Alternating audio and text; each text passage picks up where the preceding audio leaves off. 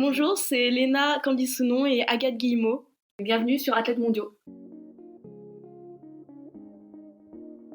Salut tout le monde, bienvenue sur Athlètes Mondiaux, le podcast 100% athlète qui donne la parole aux meilleurs athlètes du monde. J'innove cette semaine, car je reçois non pas une, mais deux invités, Agathe Guillemot et Léna Candissounon, deux athlètes de la Team Croquette, entraînés par Marc Reusé au Haute-Bretagne Athlétisme. D'ailleurs, un petit coucou à Clara Lieberman. Si t'es partante, on enregistrera une partie 2 avec toi. Léna Candissounon est spécialiste du 800 mètres, Agathe Guillemot du 1500. Dans cet épisode, elles nous parlent de leur amitié, bien sûr, mais aussi de ce qu'elles ont en commun et de ce qui les distingue, de leurs études et de ce qu'elles considèrent ou non comme des sacrifices dans le sport de haut niveau. Nous revenons également sur leur saison en salle, lors de laquelle Agathe a battu 2 records de France, celui du mile à Ostrava et celui du 1500 à Liévin. Agathe a ensuite participé au Mondiaux en salle de Glasgow, où Léna et Clara sont d'ailleurs allées l'encourager. Bonne écoute. Salut les filles, bienvenue sur le podcast. Salut. On enregistre le 12 mars, vous êtes en vacances ? Non, pas trop de vacances. On sort du championnat de France de cross et on va directement attaquer sur la préparation pour la saison estivale. Donc on est reparti à l'entraînement. Pas de pause du tout après l'indoor ? Très peu, pour moi en tout cas. J'ai été malade cette saison, donc j'ai dû couper 5 jours complètement et on va dire 10 jours où c'était light. Donc j'ai déjà, on va dire, pré-coupé et j'ai été voir Agathe à Glasgow, donc ça m'a fait couper 3 jours. Et non, la saison estivale arrive très vite. Ouais, moi après les mondiaux, j'ai déchargé une semaine, mais j'ai pas coupé complètement, j'ai juste réduit les intensités et le kilométrage, mais en plus de ça, moi j'aime pas trop couper, donc ça me dérange pas du tout. Et comme les échéances arrivent très vite avec un premier pic de forme pour les championnats d'Europe début juin, on n'a pas trop le temps de redescendre et en plus on a des stages. Donc voilà, on va essayer de suivre sur cette forme et je pense que ça va le faire. Il faut juste être intelligent et savoir s'écouter. Vous allez les faire où vos stages ? Pas au même endroit. Moi je vais avec la fédération à Potchefstroom en Afrique du Sud pendant 20 jours. Et je pars aussi avec la troisième de notre groupe, Clara Lieberman, qui est coureuse de 800. Et Agathe, elle nous lâche. Ouais, moi, du coup, j'étais déjà allée à Potch en décembre, mais j'ai eu trop chaud. Et du coup, je préfère aller à Fouromeux où le climat me va mieux. Et en plus de ça, moi, j'intègre pas mal de vélo dans ma préparation. Et à Potch, c'est plus compliqué parce qu'il n'y a pas forcément les parcours. Et donc voilà, j'ai fait le choix d'aller à Fouromeux avec des gens de mon groupe d'entraînement et mon kiné. Faut savoir faire des choix aussi et se séparer de la Team Croquette pendant 3 semaines. Mais on sera en même temps en stage, donc on va vivre à peu près la même chose, juste pas le même climat, quoi. Mais là, Potch, comme c'est l'hémisphère sud, il fait peut-être moins chaud maintenant, non ? Ouais, il fait moins chaud qu'en décembre, mais ça reste quand même des températures assez élevées, puis le soleil qui tape, quoi. Et c'est vrai que peut-être pour une coureuse de 1500, c'est un peu plus compliqué de s'entraîner quand il fait chaud. Par contre, pour tout ce qui est sprint et le plus court, c'est incroyable. Donc on a vu des très belles photos de Léna et Clara à Glasgow pour venir t'encourager, Agathe. C'était l'idée de qui que Léna et Clara fassent le déplacement ? C'était une surprise pour moi, donc Ah ok. C'était mon idée. C'est mon idée après que Agathe ait fait les minima à Liévin. J'ai appelé Clara et je lui ai dit je pense que ça serait bien qu'on aille soutenir Agathe à Glasgow. Surtout que c'est pas si loin que ça et puis c'est quand même sympa et je pense que ça lui ferait plaisir. Du coup, on a pris nos billets d'avion, on a réservé le Airbnb et on voulait lui faire une surprise. Bon, on a craqué, on lui a dit. Et il y a eu un petit problème, c'est qu'on, comme beaucoup de personnes, on n'a pas trouvé de billets. On a eu des billets que très tard. Du coup, on se disait, mais en fait, ça se trouve, on va faire l'aller-retour. On va aller à Glasgow et on va même pas pouvoir la voir dans le stade. On regardera ça à la télé. Mais je pense que ce qui était important surtout, c'est d'être là pour elle le jour avant la compétition. Pas vraiment au moment de la compétition parce que elle sait très bien courir sans nous. Elle l'a fait pendant toute la saison. Elle a pas besoin qu'on soit à ses côtés pour courir, qu'on la tienne par la main. Mais c'était surtout l'avant et l'après. Parce qu'en championnat international, c'est des moments d'attente qui sont souvent très longs. Et en comité réduit, comme il l'était à Glasgow, c'est souvent un peu... on s'ennuie assez vite. Et puis en championnat du monde, c'est compliqué à gérer, quoi. C'est des grosses compétitions où le stress monte assez rapidement. Donc je pense que c'est bien d'avoir ses potes qui disent plein de bêtises pendant toute la journée pour se détendre, quoi. Mais Agathe, t'es du genre à parler avant un grand championnat comme ça ? Parce qu'il y en a qui préfèrent qu'on les laisse tout seuls et qui n'ont pas forcément envie d'avoir du monde autour d'eux. Non, je pense que je suis plutôt du genre à parler. Et puis, comme disait Léna, c'était vraiment en amont de la compétition et ça fait du bien aussi de pas toujours rester dans sa bulle. On perd d'énergie à toujours vouloir, imaginer la course ou en fait, il faut pas que le stress et l'excitation montent trop tôt, sinon on perd trop d'énergie et on explose avant la course. Mais heureusement qu'elles ont trouvé des places, c'était quand même chouette aussi de pouvoir rentrer sur le stade, d'avoir des visages qu'on reconnaît. Et en plus, elles étaient juste tout proches du départ, donc ça, c'est des petits moments que j'aime bien. Et quand tu croises leur regard et tout, non, c'était chouette. Et on a déconcentré tout le monde. Quand on a crié Agathe. On a déconcentré toutes les filles sur les lignes de départ.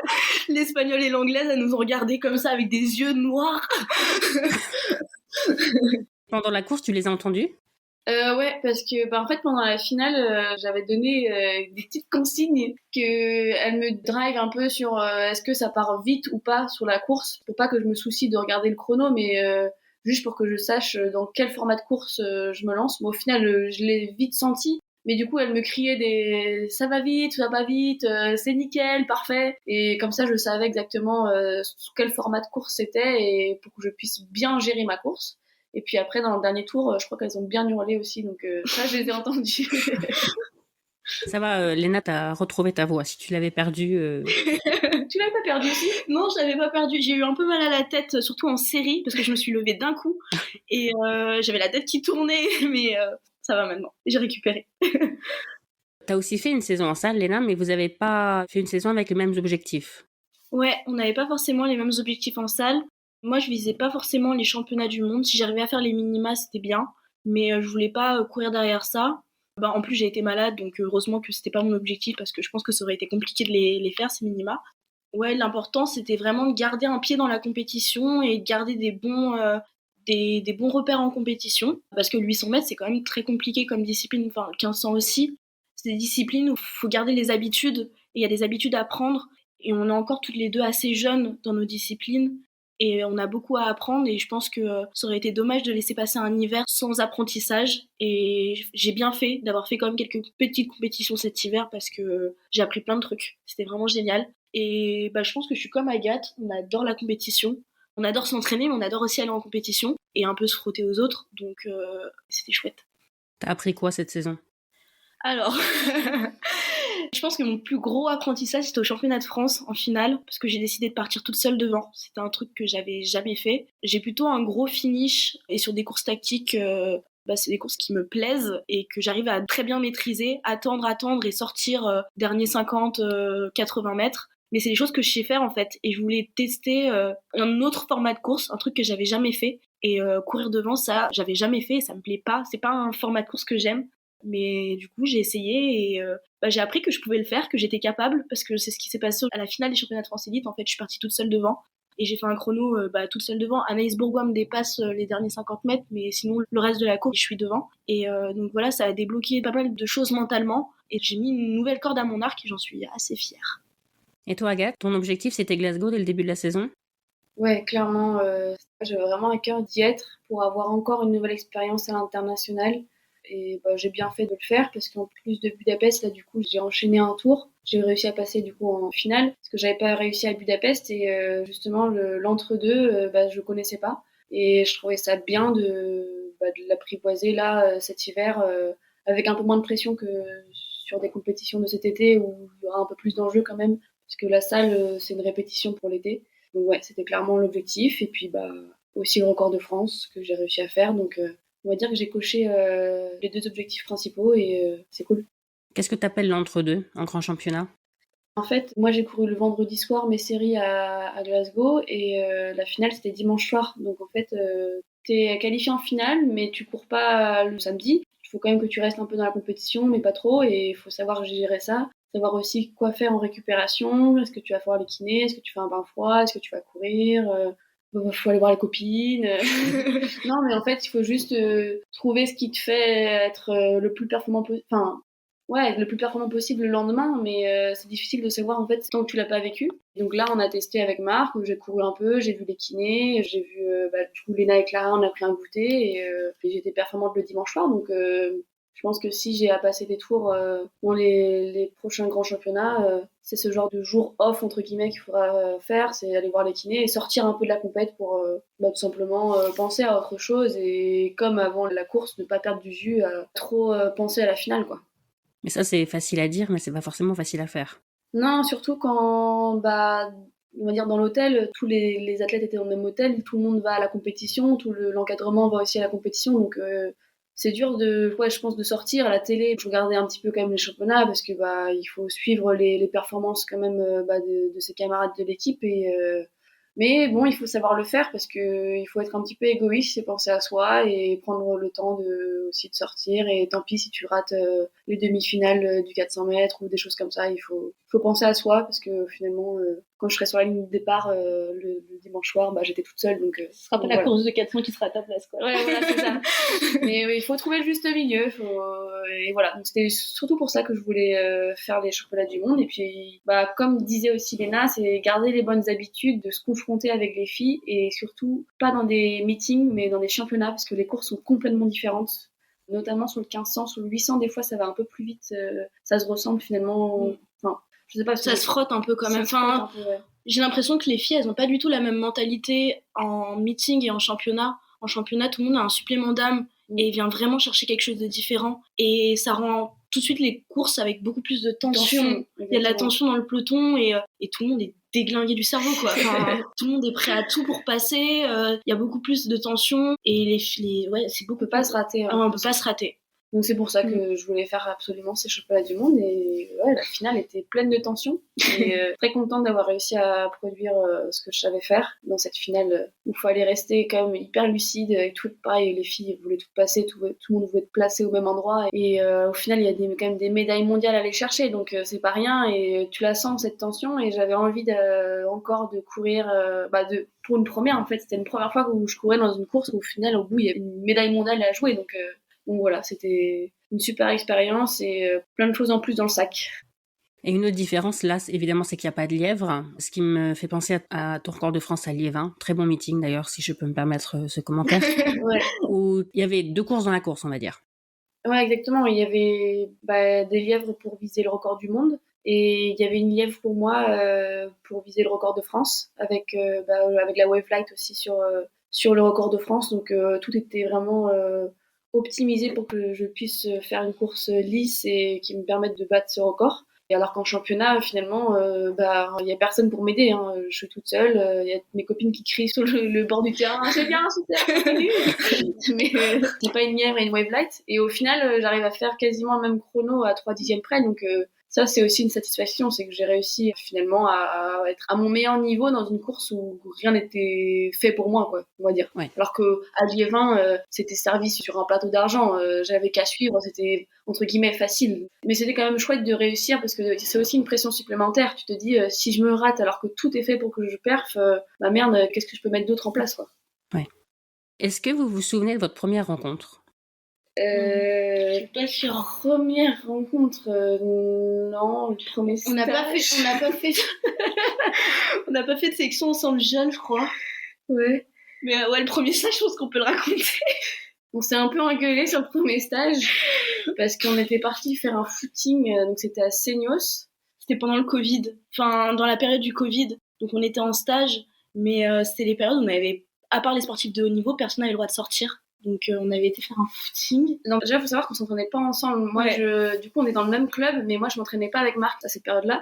Et j'intégrais du coup le groupe de Marc juste pour ce stage. Donc je connaissais pas trop encore le fonctionnement d'un entraînement en groupe parce que moi en fait je m'entraînais quasiment toute seule donc voilà et on est parti sur un footing dans des conditions c'était alerte rouge compliqué, vent, pluie, neige, grande marée parce qu'on était près de la mer, il y avait on est passé sur le quai, il y avait de l'eau partout. Enfin, c'était l'apocalypse. Et on était avec Maël Gouillette qui est un coureur de 15 qui a fait 2e aux élites cet hiver et voilà, je commence à le suivre et puis à un moment donné on a semé Léna et Léna s'est retrouvée perdue parce que en fait on l'a pas attendue et j'avais pas de portable, j'avais pas de montre et j'étais toute seule dans un endroit que je connaissais pas. C'était la ville, on a vu qu'il y avait le Covid, il y avait rien d'ouvert, tout était fermé et j'avais aucune idée de l'endroit où j'étais vraiment. Et au bout de 20 minutes, je me suis mise à marcher parce que j'en pouvais plus. Et du coup, moi, je rentre au lieu de regroupement, c'était prévu qu'on se retrouve. Il n'y a pas de Léna, donc je décide de rebrousser chemin et d'essayer de la trouver. Et je la vois au loin qui court, mais à l'opposé de là où on devait aller. Du coup, je lui dis Léna. Du coup, elle revient vers moi et là, je me fais bon voilà, elle m'a, on va dire, engueulé en disant que je pensais qu'à ma gueule. Et bon, après, c'était un peu vrai là. Mais en tout cas, voilà à peu près notre premier stage. On en rigole maintenant, mais moi j'en rigolais pas sur le. Moi non plus, j'en rigolais pas. Mais voilà. Vous pensiez quoi au début l'une de l'autre? Moi, Léna, je la connaissais plutôt comme une sprinteuse, coureuse de 400, et en fait, on se connaissait vraiment pas trop. On se croisait pas sur les sélections, on n'était pas de la même région, parce que du coup, Léna est d'Île-de-France et moi de Bretagne. On ne faisait pas du tout les mêmes disciplines. Moi, je faisais du coup des épreuves combinées quand toi tu faisais du 400, donc. On s'était croisés sur 800 à un meeting à Miramas une année, quand t'es arrivée au club. Moi, j'étais contente qu'elle rejoigne le groupe, parce que c'est plutôt un groupe de sprinters, et à l'époque elle faisait du 4H, et j'étais contente qu'il y ait une nouvelle fille qui arrive dans le groupe. J'étais contente, et elle avait l'air drôle. Et comment vous êtes arrivées à vos disciplines actuelles? Parce que vous avez toutes les deux touché un peu à tout. Ouais, surtout elle. Moi, c'est assez simple. J'ai fait des épreuves combinées parce que je trouvais ça fun, jusqu'au jour où je trouvais ça plus fun, parce que ça me prenait trop la tête, les disciplines plus techniques comme les lancers ou les sauts. Où du coup je me suis dit que j'allais faire du 400 mètres haies, parce que je pensais que c'était la discipline qui regroupait le mieux les compétences que j'avais pu apprendre pendant toutes mes années de combiné, plus on va dire mes qualités de base qui étaient quand même le demi-fond. J'étais très forte sur le 800 et le 200 dans l'heptathlon. Et du coup j'ai fait une année de 400 mètres haies pendant le Covid, le premier confinement. Je fais 4e aux élites, je crois, quelque chose comme ça, à Albi. Il y avait que les listés qui pouvaient participer. Enfin, je sais pas trop quoi en faire de ce résultat, mais voilà. Et du coup, c'est là où j'ai décidé de rejoindre le groupe de Marc Reusé, parce que je savais que il y avait un bon groupe sur 400 haies, 800. Et en me préparant pour le 400 haies, je me blesse au pied. Je me fais une fracture de fatigue et du coup je fais pas mal de foncier sur vélo, natation, et finalement quand je demande à Marc de faire un retour en compétition, j'étais capable de faire qu'un 1500 ou un 800. Je fais un 1500 et ça se passe très bien, je fais 4 minutes 23 en salle. Je fais les élites sur 800, je fais ma première médaille aux élites, et puis après j'ai jamais lâché le demi-fond parce que j'avais peur de m'ennuyer, et en fait finalement on travaille plein de choses différentes et c'est super chouette, franchement. C'est pas facile tous les jours, mais franchement, je prends beaucoup de plaisir et c'est très varié. Il y a plein de choses à faire et encore plein de choses à apprendre. Donc voilà, très contente de mon choix. Voilà pour ma part. Vas-y, Léna. Merci. Moi, j'ai été formée au Dynamic Aulnay Club à Aulnay-sous-Bois, donc c'est plutôt un club de perchistes. Et en gros, jusqu'à minime, on m'a obligée, mais à juste titre, à faire toutes les épreuves de l'athlétisme. Donc j'ai un peu touché à tout. J'ai fait aussi des combinés jusqu'à cadette. Mais ce qui me plaisait, c'était le sprint plutôt, le 200-400. Et toutes mes années cadette junior, j'ai eu des titres de championne de France sur 400 mètres. Et j'ai fait mes premières sélections aussi sur 400 mètres et 4x4. Donc ouais, j'étais plutôt une sprinteuse à la base. Et en espoir 1, Clara Lieberman, du coup, qui s'entraîne avec nous maintenant, mais qui était avec moi à Aulnay-sous-Bois à l'époque, m'a dit Léna, génial, on va faire un 800 mètres à Saint-Denis, il y a un meeting, viens avec moi, ça va être génial. Et j'ai fait un 800 mètres et j'ai fait 2,07. Du coup, cette même année, les championnats de France et élite, ça se passe pas très bien pour moi. J'avais couru sur 400 et 200 et j'avais pas fait des super chronos. J'étais un peu rincée. Et du coup, mon coach m'avait dit, pour les championnats de France espoir, t'es espoir 1, mais va te faire plaisir, choisis la discipline que tu veux et je veux juste que tu finisses ta saison avec le sourire, quoi, et que t'arrêtes de pleurer. Parce que j'avais beaucoup pleuré. Et je gagne les championnats de France espoir sur 800 mètres, alors que je m'étais pas préparée du tout sur ça. Et du coup, ça a ouvert un peu une porte. L'année suivante, je pars aux États-Unis, à CSUN, donc c'est une fac à Los Angeles, au nord de Los Angeles, en D1, donc c'est la division 1. Et je m'entraînais avec Laurence Johnson, Boogie Johnson, l'entraîneur de Dalila Mohamed notamment. Et là, il a un groupe énorme, 400 haies. Et il voulait mettre, bien sûr, sur 400 mètres haies. Mais je suis pas très coordonnée et il s'en est rapidement rendu compte. Donc il m'a dit, bon, on va pas faire du 4H tout de suite. On te prépare à l'entraînement sur 4H, mais en compète, tu vas faire du 800. Donc j'ai fait toute la saison sur 800. Fin de saison, je fais les championnats d'Europe espoir sur 800. Je suis championne de France sur 800. Et après, je rentre en France. J'intègre le groupe de Marc Reusé avec l'idée toujours de faire du 400-800. Ça a toujours été l'idée. Je voulais pas d'entraîneur de demi-fond. Je voulais pas de groupe 1500 en plus et de m'entraîner comme une demi-fondeuse. Et c'est pour ça que j'ai choisi Marc Reusé. C'est que c'est vraiment, comme le dit Agathe, en fait, on a une approche de l'entraînement qui est hyper variée et pas demi-fond, à faire uniquement des footings et de la borne. On fait plein de trucs, on fait de la PPG, on fait des côtes, on fait de la technique, de la muscu. En fait, on s'entraîne en muscu comme des sprinteuses. Donc c'est plutôt sympa. Donc voilà. Et là, je suis du 800. Peut-être qu'un jour, je reviendrai sur 400 quand je serai plus vieille. Mon but dans la vie, c'est de faire moins de 24 sur 200. J'ai fait 24,2 en junior. J'espère faire moins de 24 sur 200. Donc, je pense qu'une année, quand je serai quasiment master, je me remettrai sur 200 pour faire moins de 24. Et monter sur 15 ? Non. J'ai fait le championnat de France de cross ce week-end. C'était infernal. Agathe m'a mis 4 minutes sur le cross court. Elle a eu le temps de faire son interview avec la Fédé et de revenir me chercher. J'étais toujours pas arrivée.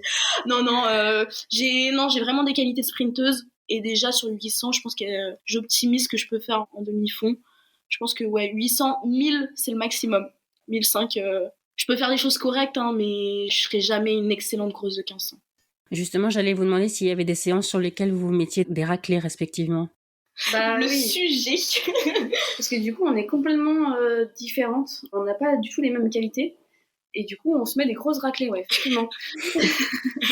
D'ailleurs, on se taquine. Mais je pense que c'est ce qui fait la force du groupe aussi, c'est que justement, on a des qualités complètement différentes et que du coup, on se tire quand l'autre est un peu moins bien et on n'est pas en compétition perpétuelle parce qu'on sait très bien les qualités et les faiblesses de l'une et de l'autre. Donc voilà, donc moi, je prends des grosses raclées par Léna en séance de côte. Et je lui mets des grosses raclées. Tout ce qui est au-dessus de la VMA, seuil, tout ce qui est un peu plus lent, ça c'est mon dada, on va dire. Et quand vous mettez une raclée à l'autre, vous vérifiez que l'autre l'a bien remarqué, que vous lui aviez mis une raclée ? Ouais, généralement, Léna va sortir les rétroviseurs dans les séances sur les côtes comme ça. Moi, je dis que j'ai pas pu discuter avec elle pendant le seuil parce que elle était trop loin. Enfin, oui, ça va, on le prend bien, c'est ok. Ouais. Et en muscu aussi, il y a certains exercices, beaucoup d'exercices où Agathe elle met des raclés et elle aime bien me le rappeler, notamment le hip thrust. Au départ des côtes, je lui dis que je lui fous la raclée au soulevé de terre. Non, soulevé de terre, non. Ah ouais, non, on est pareil. Non. Allez, voler. Ouais. Est-ce que le fait de ne pas faire la même discipline, ça aide parce que vous n'êtes pas concurrente directe ? En même temps, Léna, toi, t'es concurrente directe avec Clara. On a déjà été concurrente l'hiver dernier sur le 800. Et l'été d'avant aussi, t'avais fait pas mal de... Ouais. Et moi, en tout cas, je vois pas de problème. Enfin, quand on est sur une ligne de départ, voilà, on est concurrente et je vais pas laisser passer Léna parce que c'est ma pote d'entraînement. Mais par contre, à l'entraînement, je pense qu'il faut juste être intelligent et se dire que si Léna perf, moi aussi je peux perfer et vice versa. En fait, la performance de l'autre, c'est pas pour écraser l'autre. Et même quand Léna perf, je me dis on fait quasiment les mêmes, on a le même environnement, donc moi aussi je vais performer, tu vois. Donc ouais. Et moi, ça me fait du bien de l'avoir performé sur 1500, par exemple, quand elle commence la saison avant moi, parce que je me dis, oh trop bien, elle perf, ça veut dire moi aussi je vais perfer. Du coup, ça soulage. Pour parler de Clara Lieberman, donc la 3e de la Team Croquette qui s'entraîne avec nous, elle fait du 800 et un peu de 1500 aussi. Ouais. Et cet été au championnat de France élite, elle m'a attaqué mais vraiment salement en finale à 250 mètres de l'arrivée et je me suis vraiment dit oh la connasse, elle est en train de m'attaquer quoi. Mais j'ai trouvé ça trop cool et en fait j'étais vraiment pas au courant, enfin il y avait pas de tactique d'équipe, on a fait vraiment notre course et j'ai trouvé ça trop cool que en fait ça soit chacun pour soi et que tous les coups sont permis quoi. Du coup, c'est trop bien. Et ça n'empêche pas que dès que la course elle est finie, on est trop contentes les unes pour les autres. D'ailleurs, Agathe gagne, je gagne et Clara fait 2e. On est toutes hyper contentes les unes pour les autres et très fières de notre coach aussi. Est-ce que le fait de vous entraîner ensemble, ça vous a fait découvrir certains aspects de la personnalité de l'autre que vous auriez sans doute pas découvert si vous aviez été juste amis et si vous aviez été collègues de travail, par exemple ? C'est un peu difficile de répondre parce que du coup, on s'est connus à travers l'entraînement. Parce que avant d'être amis, moi en tout cas pour Léna et Clara, avant d'être amies, ça a été des partenaires d'entraînement. Et c'est à travers l'entraînement où elles sont devenues mes amies. Mais forcément, tu découvres vraiment, je pense, beaucoup de facettes à travers l'entraînement parce que c'est extrême. Ouais, en fait. t'es presque à nu quoi, dans l'entraînement. Tu vois des hauts, des bas, de la joie, de la peur aussi. Enfin, tu passes par beaucoup d'émotions et quand tu as toute cette palette là d'émotions, au final, tu connais presque toute la personne. Tu la vois aussi dans plein de situations différentes et forcément, tu apprends comment la personne réagit et comment aussi toi tu dois être vis-à-vis de la personne dans ce genre de situation. Et en tout cas, c'est riche d'apprentissage aussi humainement parlant, je trouve. Léna, c'est quoi la principale qualité et le principal défaut d'Agathe? En fait, j'ai réfléchi à ça la semaine dernière. J'ai l'impression que cet hiver, on a réussi à prendre les qualités l'une de l'autre et à s'imprégner des qualités l'une de l'autre dans nos courses. C'est que moi, je suis très prudente, plutôt une personne très prudente qui calcule beaucoup, très carrée, et tout est calculé tout le temps pour être à la limite, pile poil à la limite, tout le temps. Donc me rentrer dedans, mais que ça soit en fait tout calculé, en course tout calculé. Et Agathe, elle est beaucoup plus fonceuse que moi. Et je trouve que cet hiver, on a réussi à échanger nos personnalités. Agathe, elle a fait des courses où elle se cachait derrière. Même au championnat de France, elle n'est pas partie à pleine balle devant. Elle a vraiment fait une Léna. Une accélération à la fin, jouer un peu avec les filles. Et moi, j'ai fait une Agathe, je me suis mis devant et j'ai bombardé. Et en fait, c'est des aspects de nos personnalités qui sont des qualités, mais aussi qui peuvent être des défauts, parce que si c'est poussé à outrance, c'est jamais bien. Et je nous vois un peu comme... c'est très beau ce que je vais dire, attention. Le yin et le yang. Avec le noir, le blanc. Et à l'intérieur, un petit point blanc et un petit point noir. En fait, c'est équilibré. Et je pense que pour performer, faut rester soi-même, mais il faut aussi aller chercher un peu de ce qu'il y a dans l'autre et de différent. Et je pense qu'on réussit bien à le faire là. Et voilà. Merci Léna. Tu veux ajouter quelque chose, Agathe? Non, c'est très beau. Je suis sous le choc. Est-ce que Léna a un gros défaut que la France doit connaître? Un gros défaut? Non. Je pense qu'on a toutes les deux une grosse qualité, un gros défaut. On a beaucoup de caractère, toutes les deux. Ouais. Disons que ça peut vite monter dans les tours des fois, mais c'est pas grave. Disons que le soir même, après, c'est réglé, quoi. Mais s'il y a quelque chose qui nous fait... je nous vois un peu comme des sœurs. Genre, des fois, on est... Et après, le lendemain... Ça peut friter, mais c'est pas profond, quoi. Est-ce que vous voyez beaucoup d'amitiés comme la vôtre dans le sport de haut niveau, ou est-ce que vous pensez que c'est un peu difficile Est-ce que le sport de haut niveau, ça exige d'être un peu égoïste et qu'on doit renoncer à certaines amitiés? Oui, il faut être un peu égoïste, mais pour moi, il n'y a pas de lien avec l'amitié. Parce qu'en fait, je sais très bien, tu vois, là, par exemple, elle est partie à Font-Romeu. J'aurais préféré qu'elle vienne avec moi en Afrique du Sud pour bien se marrer. Mais je sais très bien que c'est pour son bien et que j'aurais fait exactement la même chose si j'avais dû faire le choix. Donc en fait, on sait très bien, vu qu'on fait toutes les deux du haut niveau, on sait très bien les obligations qui y sont liées. Donc je vois pas ça comme de l'égoïsme, en fait. Et est-ce que notre amitié, elle est rare dans le sport de haut niveau? Je pense que oui, parce qu'on se marre énormément. Et j'ai pas l'impression qu'il y ait ça beaucoup. Je trouve qu'on a un côté vachement fun et des fois un peu bébête, mais je pense que ça nous aide au quotidien et que ça nous tire vers le haut. Et c'est un peu l'idée de la Team Croquette à la base, c'est de faire un truc très sérieux, parce qu'on est très sérieux à l'entraînement, on se dégomme la tête tous les soirs et on se donne à 200%, mais on fait ça en rigolant et ça marche bien. Et vous avez la même vision du haut niveau? Est-ce que vous êtes prêtes toutes les deux, par exemple, à faire les mêmes types de sacrifices? Ouais, je pense. On est alignés là sur tout ce qu'on fait en dehors de l'entraînement, toute l'optimisation, les micro-optimisations de la performance, on est à peu près alignés sur ça.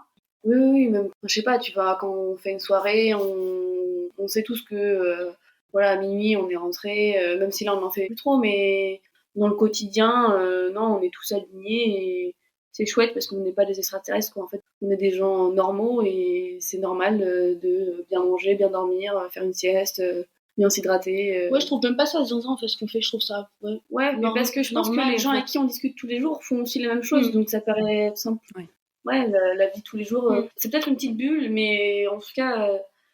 Et qu'on n'est pas extrême non plus dans ce qu'on fait. Non. On n'est pas extrême dans la bouffe, on n'est pas extrême... si on a envie de manger une pizza parce qu'il y a une pote qui se fête son anniversaire, on y va, on va manger la pizza, il n'y a pas de souci.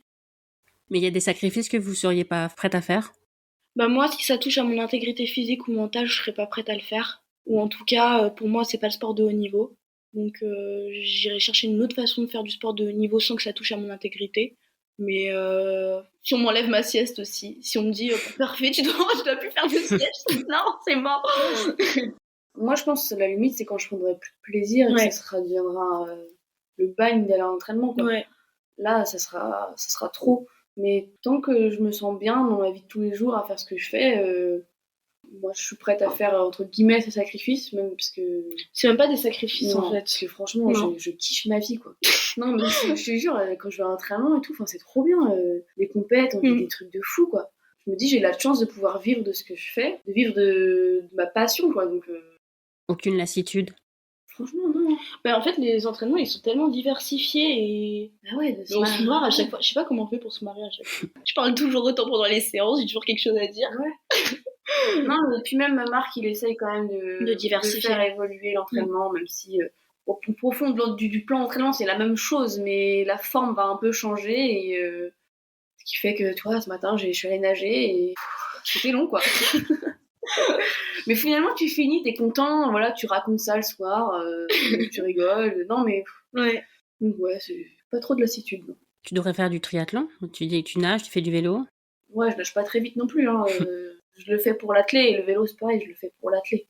Mais pourquoi pas, après ma carrière d'athlète, peut-être pas la triathlon, peut-être duathlon, parce que je nage vraiment pas très... Enfin, ça va, je nage, mais je pense que c'est quelque chose qui s'apprend très jeune et j'ai pas la glisse. C'est un peu une blague qu'on a. Avec Clara, on fait que dire que quand on sera plus vieille, on gardera les enfants d'Agathe. Enfin, Clara gardera les enfants d'Agathe et moi, je ferai le ravito quand elle fera ses duathlons ou ses Ironman ou je sais pas quoi. Je ferai ravito et on s'entraîne des fois à faire ravito à Agathe sur ses footings.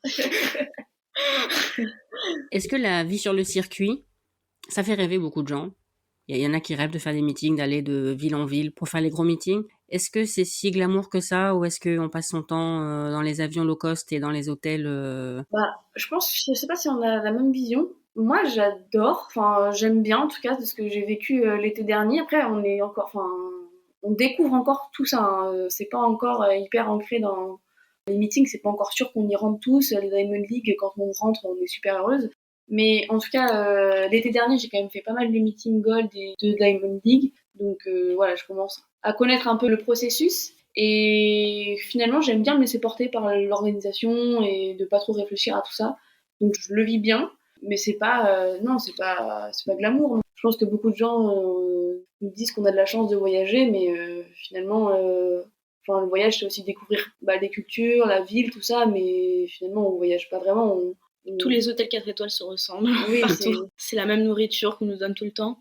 On découvre pas, mais en tout cas moi j'aime bien quand même. Ouais, moi aussi j'aime bien. Et aussi parce que c'est le moment où on retrouve les autres athlètes qu'on n'a pas le temps de voir pendant la saison, des athlètes d'autres disciplines, et qu'on prend le temps de discuter au petit-déj, et c'est toujours sympa. Et aussi, c'est le moment de rencontrer les athlètes étrangères qui font notre discipline.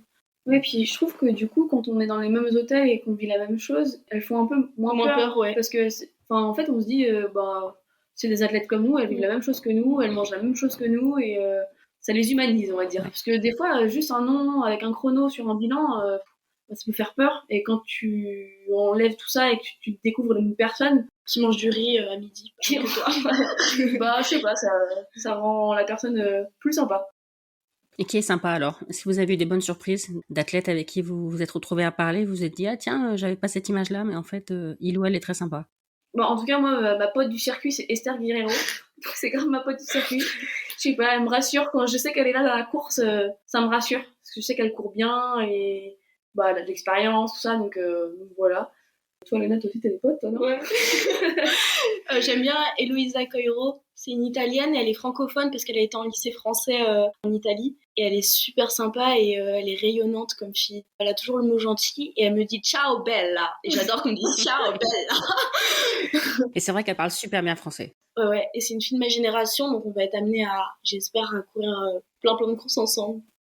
Il y a un sujet dont j'ai pas encore parlé sur le podcast, mais qui peut être intéressant, c'est le sujet de l'obligation de localisation pour les athlètes de haut niveau. C'est très contraignant, ça? Alors, nous, on n'est pas dans le groupe cible, on est dans le groupe contrôle, donc on n'a pas besoin de donner une heure précise par jour où on est là. Par contre, on doit donner un moment dans la journée où ils peuvent venir, donc nous, on met où on dort. Ouais, parce que c'est le plus simple. Ouais, c'est un peu... quand t'es dans ton train-train quotidien, c'est facile, parce que t'es toujours là, t'es chez toi...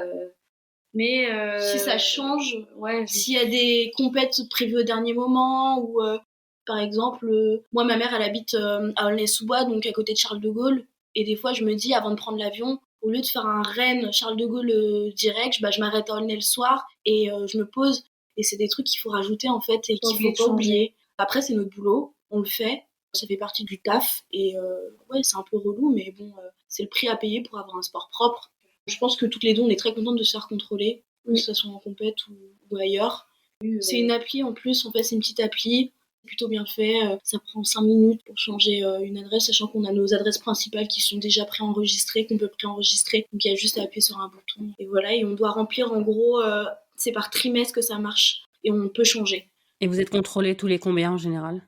En fait, en compétition, j'ai beaucoup été contrôlée, parce que j'ai fait les records de France et tout, mais finalement, via notre localisation, moi j'ai été contrôlée qu'une seule fois chez moi. Ouais, moi une fois en stage. Donc c'est très peu, mais il faut être vigilant tous les jours. Et non, moi je trouve ça bien. C'est rassurant, moi je trouve ça rassurant qu'on soit par exemple tous les deux rentrés dans ce protocole-là et qu'on se dise, j'espère que dans tous les autres pays et tous les autres athlètes de notre niveau le font. Ouais. J'ai créé, pour la petite anecdote, un mode sur mon iPhone. Parce que normalement, moi, je suis en ne pas déranger pendant toute la journée. Donc, ça veut dire, si vous m'appelez, je suis injoignable. Et du coup, je me suis créé un peu un slot de 5h à 9h tous les jours où on peut m'appeler parce que je peux pas avoir de no-show. Et j'ai mis la tête d'Agathe comme ça sur mon fond d'écran. Et je vois ça tous les matins en réveillant. Agathe comme ça. Et vous vous souvenez de votre premier contrôle? Oui, c'était en junior. C'était en stage de préparation pour les championnats du monde. Et du coup, c'était assez cool de le faire dans ce cadre-là parce qu'on avait le temps. On avait un médecin d'équipe de France avec moi qui m'a accompagné, qui m'a tout expliqué. Donc, c'était, une première fois avec beaucoup de pédagogie et en tout cas, j'ai bien vécu l'expérience. Je pense que si tu fais ton premier contrôle et qu'on t'explique pas trop les procédures et qu'il y a beaucoup de stress parce qu'il y a du monde derrière et tout, je pense que tu peux mal le vivre. Moi, je l'ai fait en anglais, toute seule, au championnat d'Europe à Gaveleux. En vrai, ça a été parce que la contrôleuse était super sympa et je revenais des États-Unis, donc je parlais couramment anglais. Donc ça s'est bien passé. Mais c'est vrai que ça peut être un moment hyper stressant, surtout en compétition, ils viennent nous chercher juste après la course, on n'est pas forcément très lucide. On sait jamais trop ce qu'on a le droit de faire ou pas, si on peut aller faire une récup ou pas. Et puis le premier, tu te dis, mais en fait, je vais même pas boire parce que ça se trouve, j'ai pas le droit de boire, j'ai pas le droit de bouger. Et c'est toujours un peu stressant, mais maintenant, on a l'habitude. Et c'est toujours, quand vous êtes des femmes, il y a toujours une contrôleuse femme avec vous? Oui. Là, on parle des contrôles urinaires ou des sanguins aussi? Moi, j'ai jamais fait de sanguin. Moi, sanguin, c'était la même personne qui m'a fait l'urine. Il faut aussi mettre sa pudeur de côté dans ces moments-là, quand c'est urinaire. Je pense que déjà, notre sport fait qu'on a notre pudeur un peu de côté. Et moi, en tout cas, ça me dérange pas de faire pipi devant quelqu'un. C'est pour vérifier que tout se passe bien. Il peut y avoir quelques petits blocages. C'est pas facile. En plus, des fois, elles parlent. Quand c'est le moment de faire pipi, elles sont en train de parler. Ça donne pas envie. Mais oui, en fait, pour expliquer, on va dans des toilettes où c'est ouvert, souvent des toilettes handicapées, où c'est grand et ouvert. Et on doit faire pipi. Elles doivent voir, en fait, où sont nos mains et où est le gobelet. On fait pipi dans un gobelet. Et tout doit être vu, en fait. Donc on se retrouve nus face à une parfaite étrangère. Mais c'est le cas pour tout le monde. Et c'est le jeu, quoi. Oui, vous savez pourquoi vous le faites. Exactement. Si vous étiez nommé ministre des Sports, votre première décision, ça serait quoi? Waouh. Moi, je mettrais peut-être un peu plus d'importance dans le voie du sport en général, dans les écoles. Moi, je sais que, après, je pense que ça dépend de toutes les écoles, mais dans mon école primaire et élémentaire, j'avais pas de sport, en fait. Donc, si mes parents m'avaient pas emmené faire des activités extrascolaires, j'aurais pas fait de sport. Parce que c'était pas dans le programme, je sais pas pourquoi, mais en tout cas on n'en faisait pas parce qu'on n'avait pas le temps et il valait mieux faire des maths et de l'histoire géo et du français. Et c'est vrai qu'il faut qu'on le fasse, mais je pense que le sport a aussi toute sa place dans le programme et il y a plein de choses à apprendre à travers le sport en fait. Moi ce serait surtout ça. Je vais un peu aller dans ton sens. Moi, au lycée, j'étais dans un lycée dit à double cursus. Il s'appelle Georges Brassens, dans le 19e à Paris. Il a fermé depuis. Mais en gros, c'était un lycée où on avait cours de 8 à 13 heures. Donc, on avait le programme classique, pareil que les autres lycéens, mais sur une plage horaire réduite. Et l'après-midi était dédié aux activités extrascolaires, donc culturelles ou sportives. Donc, j'avais beaucoup de danseuses avec moi du CNSM et du CRR. Donc, c'est les deux grands conservatoires à Paris. Des musiciens, des musiciennes, les danseurs, danseuses et des sportifs. Et je trouvais ça génial parce que, en gros, c'est sur le modèle de certains pays nordiques où on a une activité à côté, donc une ouverture au monde et aux autres. Et c'est aussi un facteur de motivation pour les cours à côté. C'est que si on a une activité, ça peut être un facteur de motivation aussi pour les cours et une manière de se donner aussi dans les cours. Et comme le disait Agathe, on a des belles valeurs dans le sport et même après dans les autres activités, qu'elles soient culturelles ou musicales. Et je trouve que c'est important de faire autre chose et de rencontrer d'autres gens. Et moi, le lycée, ça a été incroyable parce que j'étais mélangée avec plein d'autres gens qui faisaient des choses différentes et qui étaient passionnés. Et je trouvais ça trop cool. Et je trouve ça intéressant que chacun puisse trouver sa passion et ce qu'il aime faire parce qu'il y a plein de choses hyper cool à faire. Il faut juste trouver ce qui nous motive au quotidien. Nous, on a de la chance d'avoir trouvé ce qui nous motive, mais c'est pas le cas de tout le monde. Et c'est vrai que permettre à chacun de trouver sa passion et pouvoir le faire au quotidien, c'est génial. Et dans le sport de haut niveau, est-ce que vous pensez qu'il y a certaines choses qui pourraient être améliorées ? Moi, je pense que le truc qui me dérange le plus, on va dire, dans le fonctionnement actuel, c'est on aide ceux qui ont déjà réussi. Et pour moi, il faudrait commencer à beaucoup aider ceux qui sont à l'échelle inférieure et qui ont besoin de cette aide justement pour passer au step supérieur. Donc moi, ce serait surtout là-dessus que je ferais quelque chose, quoi. Ouais, et les aides du coup financières pour ce groupe de personnes-là et d'aménagement socio-professionnel, parce que c'est pas le cas pour tout le monde. Tout le monde n'a pas des aménagements d'horaire et il y a des choix qui sont faits, qui doivent être faits. Et ouais, une aide financière, je pense à David Sombé qui était déménageur il y a peu, alors que il est en équipe de France de 4x4. Enfin, c'est juste pas normal qu'un mec comme ça doive bosser à côté de sa vie de sportif de haut niveau. En fait, ça fait un double job parce que être sportif de haut niveau, c'est un travail, même si c'est pas bien reconnu dans la société comme tel, c'est un travail. Et ouais, il avait un double job, quoi. C'est juste pas normal. Alors certes, on peut aller trouver de l'argent dans le privé, et c'est bien que certaines personnes dans le privé fassent le pas et aident les sportifs de haut niveau, mais je pense que ça devrait être une obligation publique d'aider les sportifs de haut niveau, et de plus les sportifs de haut niveau qui sont en équipe de France, quoi. Ils représentent quand même la nation et ils ont une utilité pour tous, quoi. Même au quotidien, moi j'ai tendance à aller intervenir dans les écoles, etc. Et ça fait partie du job et je le fais avec grand plaisir, mais je pense que je devrais par exemple être aidée pour ça. Et c'est pas forcément le cas. Je pense qu'il y a un problème d'ordre financier à régler au niveau public en France. Vous arrivez à gagner votre vie avec le sport ou vous dépendez absolument de partenaires privés ?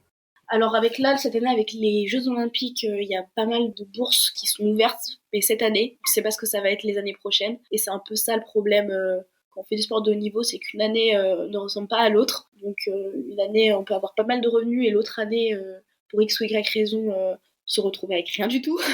Mais ouais, toutes les deux, on dépend 90% du privé. On pourrait pas vivre avec les aides publiques, ça c'est sûr. Et encore, on a la chance d'avoir un club, le Haute-Bretagne Athlétisme, qui nous soutient, qui nous aide, qui cherche à trouver des solutions. Moi, j'habite dans un appartement social de la ville de Rennes qui a été négocié par le club, donc j'ai des loyers modérés. Nos stages, ils sont payés en partie par le club, et nos déplacements aussi en compétition. En tout cas, en grand championnat, parce que les meetings, c'est pas un sujet, mais ils rémunèrent Marc, notre entraîneur. Ouais, tout est fait, et si on a besoin d'aide, on va leur demander, ils vont trouver des solutions. Donc on a de la chance d'avoir un club qui nous soutient, mais ça pourrait ne pas être le cas. C'est quoi votre but ultime dans la vie ? Là, mon plus gros défi, là, c'est les Jeux Olympiques et c'est d'être performante au jeu, mais dans ma vie de tous les jours, après ma carrière d'athlète, je pense que je relèverai encore des défis, pas que sportifs, hein, il y a plein de choses à faire dans la vie de tous les jours, mais en tout cas, ce que je veux pas, c'est avoir une vie casée dans un truc vraiment plan-plan. Non, je veux vraiment vivre encore des émotions, du stress et profiter de la vie et de tout ce que ça peut apporter, quoi. Moi, pareil, je veux bouger, je veux découvrir plein de nouvelles choses, de galérer un peu, parce que c'est un peu ça aussi la vie, de galérer et de m'en sortir, et puis avoir des grosses émotions. Mais je pense qu'on est accro en fait à ça maintenant, d'avoir des hauts, des bas, et que ça chamboule dans tous les sens. Et je pense que ça va être challengeant de trouver un métier après le sport de haut niveau qui nous donne des émotions aussi fortes que ce qu'on a maintenant, mais il faudra trouver, et à devoir s'adapter, de trouver plein de solutions. On a eu de la chance, je pense, tous les deux dans notre éducation, d'avoir une ouverture d'esprit et de plein de choses, et aujourd'hui en plus dans le sport on a la chance du coup de découvrir plein de personnes, plein de lieux, et voilà, on continuera à le faire plus tard, quoi. Et vous avez justement toujours été soutenu par vos familles, ou il y a parfois des gens qui vous ont dit ça serait mieux d'avoir un job normal, entre guillemets, ça serait moins risqué? J'ai toujours été soutenue. Je suis partie au lycée, donc à Rennes, qui est à 2h30 de chez moi, en sport-études. Donc à partir de ce moment-là, c'est qu'ils avaient accepté le fait que je fasse du sport. Et même pour eux, il n'y avait pas de problème. Et en tout cas, j'ai de la chance, c'est qu'à l'école, j'ai toujours eu des bonnes notes. Donc on a quand même un double projet tous les deux aussi. Enfin, on est tous les deux dans des grosses écoles. Donc en fait, les parents, quand ils voient ça, quand ça fonctionne bien sur le plan scolaire et le plan sportif, on peut pas dire non, arrête le sport. je travaille bien à l'école, tu vois bien. Donc, ils n'avaient pas de raison de nous freiner. Et ils voyaient bien que c'était là-dedans que j'étais heureuse. Donc, je pense que c'est le plus important pour les parents et pour la famille, c'est de voir son enfant heureux et voilà. Est-ce que vous pensez que vous arriverez un jour à être satisfaite ou est-ce que, en fait, on atteint un objectif et après il y a toujours le suivant et on n'arrive jamais à se satisfaire? Moi, je pense que je serai jamais satisfaite. Non, j'ai du mal à me satisfaire. Ouais, non, j'arrive à me satisfaire. Enfin, moi, cette saison, je suis satisfaite de ma saison hivernale. Moi, j'aime bien quand même me dire, ok, c'est quand même bien ce que j'ai fait, quoi. Je suis satisfaite. Après, ça veut pas dire que je vais pas chercher à faire mieux. Mais si à un moment donné, tu te satisfais pas, moi, je trouve ça dur. Hein. Oui. Vous savez qu'il y a une question que je pose à tout le monde. Ce que j'aime le plus dans l'athlé, c'est que c'est un sport universel. Qu'est-ce que vous aimez le plus dans l'athlé? Dans l'athlé, je me sens moi, en fait, tout simplement. C'est simple pour moi de faire l'athlé et c'est l'endroit où je me sens le mieux. Donc, c'est ça que j'aime dans l'athlé, c'est moi. Moi, ce que je préfère dans l'athlé, c'est être avec les copains et pouvoir parler et rigoler. Parce que tout à l'heure, Agathe, elle me parlait de la natation. Par exemple, ce matin, elle est allée à la natation et du coup, on parle pas quand on nage. On parle pas, on s'amuse pas, on communique pas, quoi. Et moi, ce que je kiffe dans l'athlé, c'est rigoler avec les copains, se challenger. Parce qu'il y a toujours moyen de se challenger à l'entraînement et jouer. Parce que l'athlé, c'est un jeu très sérieux. Mais c'est un jeu. Mais être avec les copains et jouer, quoi. Est-ce que vous auriez des conseils à donner pour les jeunes qui veulent faire un double projet et qui se disent que niveau organisation, ça va être un peu compliqué? Les conseils, c'est d'aller dans des écoles ou des facs. Je sais pas si c'est les facs qui le font, mais qui connaissent déjà un petit peu les sportifs et qui font des aménagements. C'est ça le plus simple, c'est d'aller dans des structures qui connaissent et du coup, on va dire qu'il y a déjà des choses qui ont déjà été faites, donc c'est facile. Après, s'ils veulent se lancer dans des études où normalement il n'y a pas d'aménagement, il faut se dire que c'est possible. Il y a plein de gens qui aujourd'hui sont médecins et il y en a beaucoup dans l'athlé aujourd'hui. Pas mal de demi-fondeurs. Qui ont fait une étude de médecine et qui aujourd'hui sont très bons. Donc ne pas avoir peur de se lancer dans les deux. Et demander des aménagements, ne pas hésiter à demander et forcer. Il faut vraiment forcer. Et ça prend de l'énergie, mais c'est de l'énergie bien placée. Et généralement, c'est possible de faire les deux. C'est vraiment pas simple parce que en France, on va dire que rien n'est fait pour pouvoir faire les deux. Enfin, quasiment rien. Et il y a quelques écoles qui le font. Donc, nous, on a de la chance. Toi, Sciences Po et moi, l'INSA. C'est des écoles qui prennent le sport comme facteur, valorisant en fait d'une personne. Il y a d'autres facs où pour eux c'est un handicap, mais en tout cas, faut pas avoir peur d'y aller et de prendre des conseils aussi avec des gens qui ont vécu la même chose et qui ont des conseils en fonction du type d'études parce que c'est pas forcément transposable ce que moi j'ai vécu et ce que j'ai vécu, quoi. On n'a pas du tout fait les mêmes études. Donc, c'est-à-dire voilà. Mais en tout cas, c'est possible. Agathe, je vais essayer de dire ce que tu fais. Vas-y. Elle fait des études d'ingénieur, aménagement urbain. Génie civil et urbain. Génie civil et urbain. Elle est à l'INSA Rennes et elle est en 4e année. 5e année. C'est la dernière.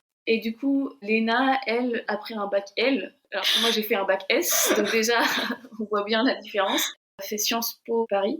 Là, du coup, tu es en master communication et du média. C'est quoi? Je suis en master communication, média et industrie créative. Ah, c'est ça, c'est industrie créative. Et c'est pour faire quoi après ça? Plein de choses. Sciences Po, c'est incroyable de faire plein de choses après. Non, mais c'est pour travailler dans les grosses agences de pub, pour travailler en communication publique, privée, et après pour travailler dans toute l'industrie créative, donc le ciné, la musique, le monde du podcast aussi. C'est pas trop mon dada, moi je suis plutôt communication, et je me dirige plutôt pour travailler chez l'annonceur, je pense en communication, mais on verra. Et les aménagements dont vous parliez, ils consistent en quoi? C'est que vous faites les études sur plus de temps? Ouais, moi c'est ça. Là, du coup, je suis en 5e année, mais c'est ma 7e rentrée, je crois. Et je vais avoir mon diplôme en 8-9 ans, quoi, au lieu de 5. Mais au final, j'aurais vu toutes les matières comme un élève lambda, mais juste j'aurais pris mon temps et un aménagement aussi au niveau des contrôles et des partiels que je peux déplacer et les passer toute seule avec un professeur. Parce que des fois, ça tombe pendant les périodes de stage. Ok. Et moi, c'est presque pareil. Je fais mon master, qui normalement, master, c'est 2 ans. Là, je le fais en 4 ans. Et par contre, j'ai pas le droit de déplacer mes contrôles. Si j'ai décidé de suivre un cours, je dois le suivre à 100%. J'ai pas le droit d'absence en plus. C'est juste que sur une année, j'ai le droit de prendre moins de cours que les autres et compléter avec une année suivante. Donc normalement, l'année prochaine, je valide mon master. Et après, est-ce que vous pensez que ça sera difficile quand vous aurez fini les études d'avoir plus que le sport? Non, parce que ça prend... Non, mais là, on est un peu... sur ce semestre-là, on a dégagé nos cours pour préparer les Jeux Olympiques. la qualification déjà. Donc là, on est quand même habitué à être sportive à 100%. Et mine de rien, ça enlève un poids, ça fatigue moins. Moi, j'avais les allers-retours à Paris à faire dans la semaine. Je faisais le lundi, mardi à Paris, donc j'avais du train à faire. C'est pas loin, c'est 1h30, mais ça rajoute de la fatigue quand même. Puis faire des papers et tout. Mais même là, arrivé à notre niveau, quand en fait on a un double projet, on a presque un triple projet, parce qu'il faut qu'on gère aussi notre société en tant que sportif de niveau. On a beaucoup de paperasse à faire, de la sollicitation. Enfin, on a plein de choses à gérer et du coup, on s'ennuie pas du tout.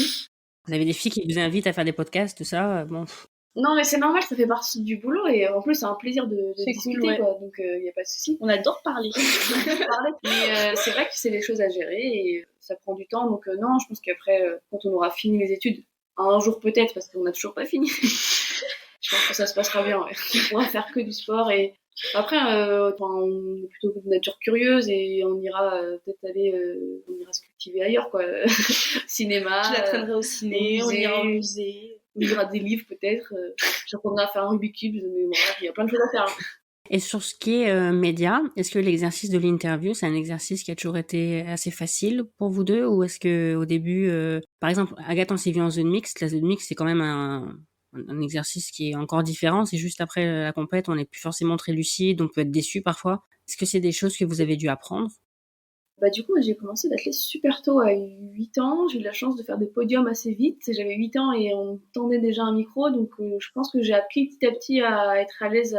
Et en plus de ça, on s'exprime sur ce que nous, on a vécu et sur notre personne. Donc moi, je trouve ça facile, en fait. Pas besoin de réviser, hein. C'est toi qui as la bonne réponse. Donc, Et en plus de ça, j'aime bien ça, mais je pense parce que j'ai appris petit à petit et depuis mon plus jeune âge, j'ai été amenée à parler devant du public. Donc ça s'est fait petit à petit, quoi. Et moi, je suis plutôt assez stressée comme fille, donc prendre la parole en public à la base, ça me stresse. Mais de par mes études, j'ai appris à prendre la parole en public et j'interviens aussi pas mal sur Athlé TV. Je fais les commentaires. C'est vrai que ça m'a pas mal formée. Non, c'est vrai que là ça va. On verra dans les grosses compétitions. Au championnat du monde déjà c'était dur. Ouais. En plus, non mais pour expliquer la zone mixte, en fait on arrive quand on court en grosse compétition, en championnat du monde, en championnat d'Europe, on finit notre course et après on doit aller en zone mixte. Sauf que la zone mixte, elle n'est pas au niveau 0. On doit monter des escaliers, plein d'escaliers, mais on vient de courir. Et à Budapest, c'était horrible. Genre, il faisait super chaud. Et c'est horrible, t'arrives en haut des escaliers, tu viens de courir il y a 1 minute, t'es cuit de chez cuit, et tu dois parler devant la télé, mais c'est quand même très très dur comme exercice. Et après, il faut redescendre, parce qu'il y a toute la presse écrite qui est en bas, et c'est assez compliqué, et faudrait avoir des entraînements spécifiques, où on fait un 400 à pleine balle, et après on va s'interviewer les uns les autres. Mais c'est assez dur comme moment. Et le fait de devoir répondre aux mêmes questions tout le temps? Du coup, c'est la première fois que j'ai eu ça, c'était à Glasgow, là. Ouais. J'ai eu 3 fois la même interview quasiment. Et à la fin, je me suis dit, mais mince, les gens, ils vont en avoir marre parce que tu racontes toujours la même chose. Et en fait, non, c'est juste qu'ils vont voir ça sur différents médias.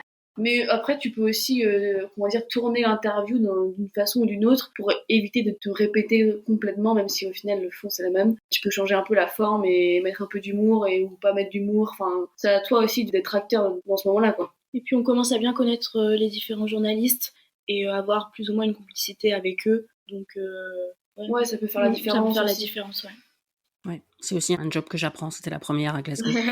Et je ne sais pas si vous aviez su, mais à Glasgow, c'est la première fois qu'il y avait une zone spéciale pour les créateurs de contenu.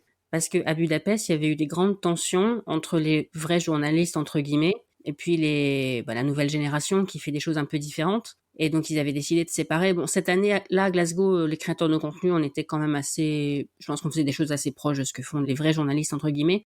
Mais à Budapest, il y avait des créateurs de contenu très différents qui faisaient faire des pas de danse ou des choses comme ça. Et ça avait un peu, créé des tensions avec des journalistes qui se disaient, mais qu'est-ce qu'ils font là en zone mixte? Est-ce que vous pensez que c'est l'évolution des choses, que maintenant, une nouvelle génération qui fait des choses différentes, ou alors est-ce que si on vous demandait en zone mixte de faire votre pas de danse préféré, vous vous diriez non mais cette personne n'a rien à faire là? T'as chanté toi en zone mixte? Moi j'ai chanté en zone mixte, donc. T'as chanté en zone mixte? Non mais si on n'est pas d'accord, il suffit de refuser. C'est pas forcément facile, mais. Et puis moi je trouve ça trop cool parce que ça participe à l'attractivité de notre sport. Ouais. Et c'est trop bien, enfin ça attire un nouveau public et ça montre que l'athlète c'est cool. et qu'on se marre. Et je trouve ça cool, plutôt que de rester dans un truc hyper austère et très classique. Faire les choses différemment, ça attire un nouveau public. Et ça permet de nous découvrir aussi peut-être un peu mieux. Ouais. Et différemment. J'ai trouvé ça très bien ce qu'ils ont fait World Athletics dans les présentations des athlètes en papier sur le PDF. Il y avait un peu les hobbies des athlètes et quelques caractéristiques. Et j'ai trouvé ça trop bien, ça rend vachement humain tous les athlètes. Il y avait une des concurrentes d'Agathe qui adorait la littérature grecque, non, des trucs comme ça. Des trucs un peu farfelus, mais c'est génial, enfin, c'est vraiment bien. Oui, après chacun son style. Moi, c'est vrai que je me vois pas demander de faire des pas de danse, mais peut-être un jour, on sait jamais. Bon, les filles, merci beaucoup. Merci et qui sait, peut-être qu'on refera un épisode dans quelques temps. Avec la 3e de la team. Oui, mais oui, parce qu'en fait, ce qu'il faut expliquer, c'est qu'à la base, je vous ai invités séparément. Oui. Et que vous m'avez proposé de faire ensemble, et j'ai trouvé que c'était une très bonne idée. Mais c'est vrai qu'après coup, je me suis dit, mais en fait, j'aurais dû avoir les 3. Ouais. Merci. Merci à toi. Merci Agathe, merci Léna d'avoir accepté mon invitation. Et merci à vous d'avoir écouté l'épisode jusqu'au bout. Dites-moi si ce nouveau format portrait croisé vous plaît et n'hésitez pas à m'écrire si vous avez des suggestions d'invités. N'oubliez pas de vous abonner au podcast pour ne pas manquer les prochains épisodes. Laissez 5 étoiles et un commentaire sur Spotify et Apple Podcasts et parlez du podcast autour de vous. Avec chacun de vos partages, vous faites grandir la communauté du podcast. Vous pouvez aussi soutenir le podcast via Tipeee. Tous vos dons, quel que soit leur montant, contribuent aux prochains épisodes. Je vous mets le lien dans les notes. Merci et à la semaine prochaine.